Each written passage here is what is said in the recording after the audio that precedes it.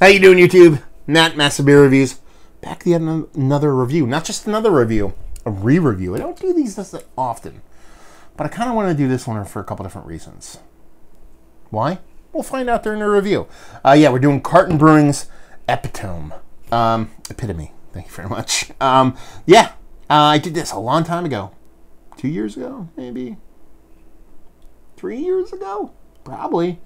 It was back when one of my old setups from when I lived in Ashley, PA, which is quite a long time ago. So it might have been 4 years ago.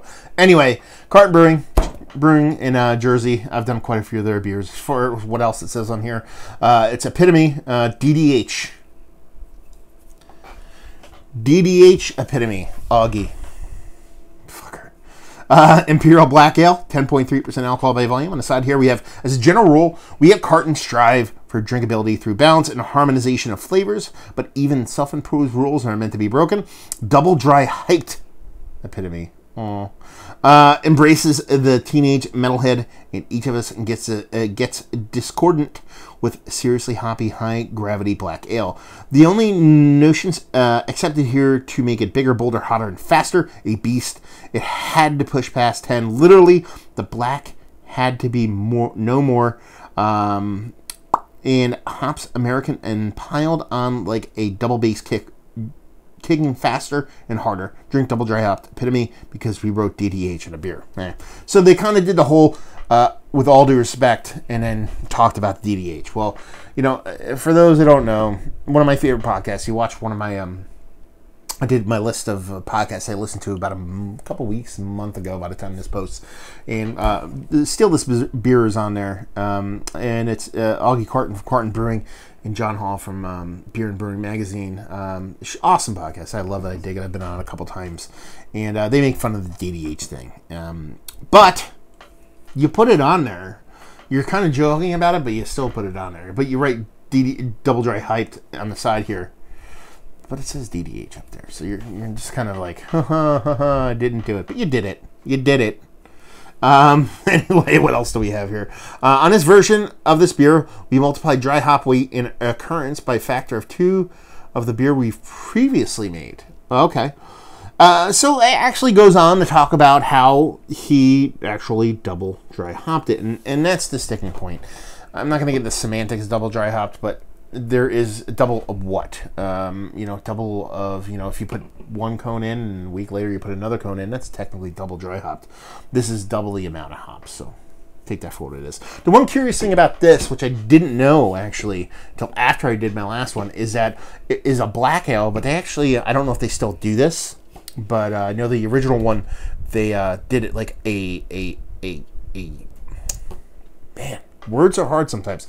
They did put extract in the beer. Now, that's a very kind of shitty word. People freak out when you say extract. But it was a malt color extract, I believe. It wasn't necessarily a flavor thing. It was more of a... They put food coloring in a beer, but it was malt-based coloring to make the beer darker because they would definitely wanted to stay with more of just a kind of, you know, super hazy ale that just happened to be black as opposed to a super roasty, toasty one. I wonder if they did that in this one. I'll have to ask them. I'll forget though, so whatever. And the labels, quintessential Carton. That's pretty much all their labels are exactly the same way. Why did I say Epitome? Because, you know, if you watch Steal This Beer, you'll know I guess there was an old band in Jersey called Epitome or something like that. I mean, he made a joke about it once. I'm trying to see if there's anything on here I missed. Yeah, it's just all about metal. Anyway, yeah, I mean, she looks like a porter. You know, a rich dock porter. You know, you have that kind of nice, frothy, creamy head to it. Pretty uniform bubble scenes, a couple periods of neuroticness, and she'd be dark. So she looks like a dark beer. How about that? Who would have thunk it? Let's get a nose. Got a burp. Now, I remember the last one coming off very tropical hopped. It had a little bit of bittering, a little bit of pininess on one end, but it had a nice tropical vibe to it. Kind of have that going on here. Yeah, that you get this kind of from when people do the DDH thing, the double dry hop thing. You tend to get this big burst of like crazy, dank, rich, over the top kind of whirlpool-y hops. This is just more tropical. It's more vibrant. It's not super you know, hop pellet grain to your nose. It's more just fruity sweetness. That's pretty much it. I'm really just getting all hops here. And they're very tropical, very sweet. Tropical leaning with a bit of citrus. It just smells nice. It smells, eyes closed, blind. It smells like not a New England style hazy IPA. It's more of a tropical leaning kind of mid-Atlantic Jersey thing. Now those usually come off a little bit kind of ranky oniony. But this is just that a non-hazy tropical hoppy beer. Let's not complicate shit. Let's dive in. Cheers.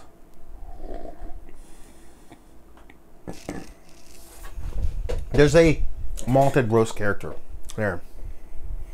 So like I said, they're doing that hop extract thing. Or hop extract, sorry. The malted extract to give it color. I think they're doing it again here. There is a roasted malt component to it. It's subtle. But it adds to it. It's very subtle, but it comes off light and comes off vibrant. The tropical fruit, hop-wise on here, is gigantic. I mean, this beer is just fucking, like they're talking about, you know, cranking to 11. This is a 10% beer. You fucking know it. I mean, there's a heat to it, but it's not hard. It's not hot. It's not harsh. But you drink it, you're like, okay, I'm drinking a high ABV beer here. But at the same time, the way the hops are coming off are just as big. Yeah. It's sweet too, but it just makes sense that it's, I mean, it's 10%. What the fuck are you gonna, it's not going to be sweet, but it's got a big sweetness to it. It's got a huge hop presence. There's a bit of that soft green hop pellet floating around there. Nothing too crazy. It's almost like powdery in the way it comes off. But that tropical fruit portion of that hop is just so intense. It's so vibrant. It's so huge. It's, you know, it's huge. It's big. It's the epitome, the epitome of you know, kind of crazy hops, which is what they were kind of setting out for when they originally made the beer. Granted, full disclosure, actually went and watched when they originally made the first one. They made videos. Well, they still make videos about every beer they release, but you know, it had Fat Augie in it, and he was talking about why they called it Epitome, and it just, even back then, it was like throwing way too much hops at it, and you would think, after watching that video, I go into it, I'm like, well, you know, shit has changed so much in the beer world, it's probably not going to be that aggressive on the hop front. No, it's still fucking really aggressive, so it stands up to its kind of backbone in it trying to be just this over-the-top, no fucks given kind of hopped beer. I kind of dig it. I like it. I liked it last time I had it. I said it wasn't a beer I'd want to drink a ton of. Same thing here. You're talking about a 10% beer. That's insane. I'm not going to drink a ton of these, but it's fun. And that was my big sticking point back then. It was just a fun beer. I dug it. I thought it was fun. I got my kicks off it. I'm getting the same kind of kicks off it now. So yeah, there is a subtle, slight roastedness to the malt. Very subtle, but it adds a level to the beer. It's sweet, but not cloyingly so. It's the hop presence.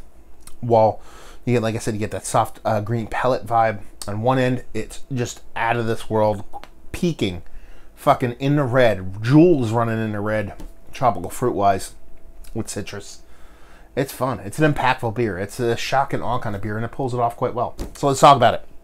It's one of the better triple IPAs. That's what it is. It's a triple IPA that I've had as late.